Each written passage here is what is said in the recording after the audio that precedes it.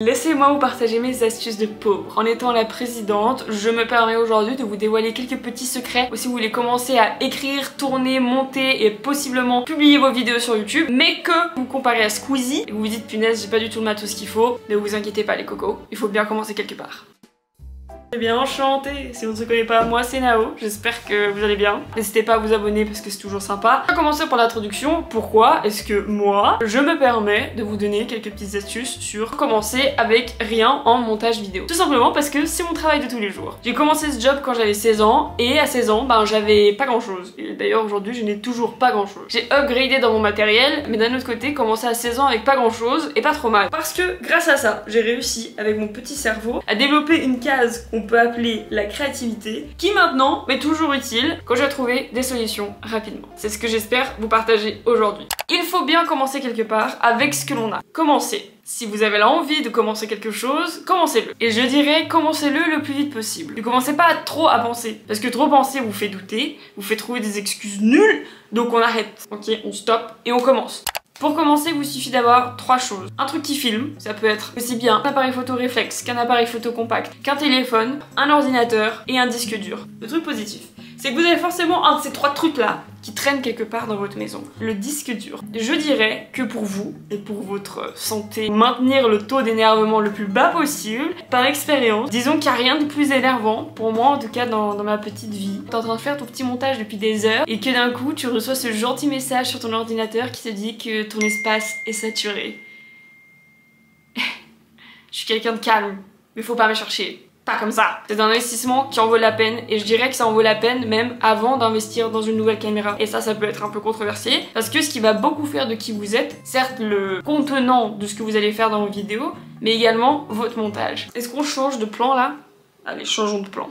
Maintenant que vous avez le matériel qu'il vous faut, il faut vous pencher sur l'écriture. Qu'est-ce que vous allez bien vouloir raconter dans vos vidéos? Honnêtement, parler en face d'une caméra fait assez peur. Et on pourrait croire qu'avec la génération dans laquelle on est maintenant, on est peut-être plus habitué. N'empêche que, psychologiquement, je sais pas, il y a toujours un truc, personnellement, je trouve, après avoir créé du contenu pour des gens qui étaient sur Instagram et TikTok et qui étaient très à l'aise à parler sur Instagram et sur TikTok, il y a une assez grande différence à parler pour une vidéo TikTok que de parler pour une vidéo YouTube. Ma petite astuce, c'est entraînez-vous le plus possible à parler seul. Parce que au moment où vous allez commencer à enregistrer la vidéo et que vous ne trouverez pas vos mots, frustré, ça va t'embêter. Et quand t'es frustré et t'es embêté, la technique tu la gères pas forcément comme il faut. Il y a bien un moment, la batterie de ton téléphone, de ta caméra va mourir, ça va juste plus t'embêter qu'autre chose. Bref, prends le temps de t'entraîner. Et pour que ce soit le plus simple pour toi, aussi bien au niveau du tournage que du montage de la vidéo, pendant l'écriture, écris des points clés de choses dont tu veux parler. Et le point le plus important, prenez un petit bout de papier, un stylo, très bien, ok, et vous écrivez tout en majuscule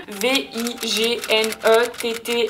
Les vignettes. Ça fait des années que je fais des vidéos, si je l'écris pas quelque part, j'oublie. Pour ceux qui ne savent pas, les vignettes sont les couvertures de vos vidéos. Quand vous êtes dans la page d'accueil YouTube et que vous voyez toutes ces vidéos attrayantes et puis tu vois Pierre Kreusk comme ça, c'est une vignette. Je parle par expérience. Pour ton cerveau, il est mieux que tu aies déjà réfléchi à la tête de ta vignette. Parce qu'il faut quand même vous rappeler d'une chose, certes la vidéo est hyper importante, en fait la couverture, c'est ça qui va permettre aux gens de cliquer sur votre vidéo.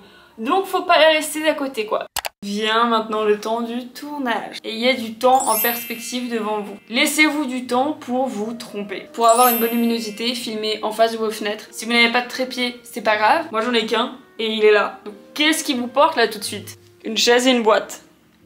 Ça c'est mon trépied pour l'instant. Je crois que ça c'est le truc numéro 1 que vous apprendrez. Tout est un trépied. Je ne vous conseille pas d'investir dans une caméra là tout de suite, après avoir filmé votre première vidéo ou votre deuxième. La raison est que il y a différents styles de caméras. Il y a les grosses caméras qu'on appelle des réflexes et les caméras compactes, les caméras de vlog. Tout va dépendre du style de vidéo que vous allez vouloir faire. Et le truc c'est que tant qu'on n'a pas essayé, on ne sait pas. Essayez dans le sens où vous êtes mis, vous, pour la première fois, devant une caméra à discuter. J'ai commencé YouTube avec le Canon 550D. Mes parents avaient investi dans une caméra pour les souvenirs, pour prendre en photo nos vacances. La Canon 550D, bien qu'elle aura toujours une place spéciale dans mon cœur, était extrêmement compliquée à manœuvrer. Pour la simple et bonne raison qu'il n'y avait pas de retour, ni d'autofocus. C'est-à-dire que quand je filmais et que j'étais en face de la caméra, je n'avais aucune indication de si la caméra était vraiment en train de filmer et de si j'étais nette. Quand j'ai changé de caméra, j'ai décidé que pour les vidéos, j'allais plus me tourner vers un appareil compacte. Pendant très longtemps j'ai eu le Canon G7X. L'année dernière quand celle-ci s'en est également allée dans le paradis des caméras, j'ai investi encore une fois dans un compact qui est le Sony ZV-1.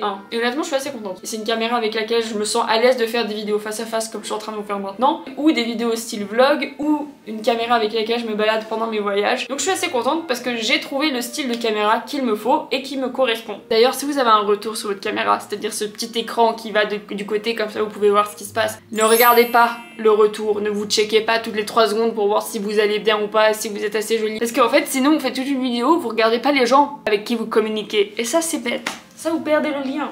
C'est important le eye contact.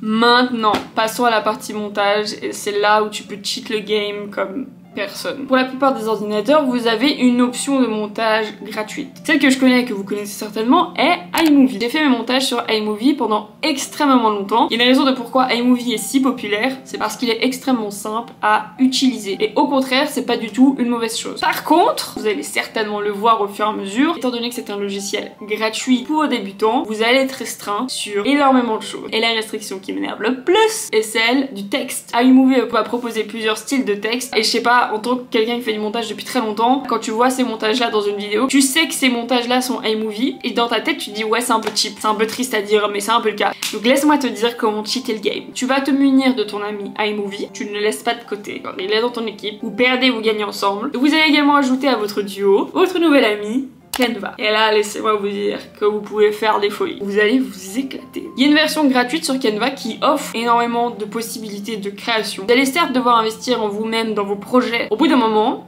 il n'y a pas besoin de le faire dès le départ. Imaginons vous voulez rajouter du texte, une image, quelque chose que vous voulez incruster dans votre vidéo. Malheureusement, iMovie ne fait pas ça. Donc vous allez simplement aller sur Canva. Il y aurait une option vidéo. Vous allez cliquer dessus, vous allez mettre la couleur de fond en vert et là vous allez vous éclater. Vous pourrez ajouter des textes, des vidéos, votre compte Insta, des stickers, vraiment vous pouvez y aller quoi. Par contre si vous mettez quelque chose de la couleur verte ça va pas marcher. Ensuite vous allez enregistrer ce que vous avez fait en MP4, vous allez aller sur iMovie, vous voyez vous avez votre ligne de montage là avec votre tête, vous rajoutez une vidéo par dessus, donc c'est la deuxième ligne, il y a un endroit sur iMovie, vous cliquez dessus, il y a image incrustée, fond vert, vous allez cliquer dessus.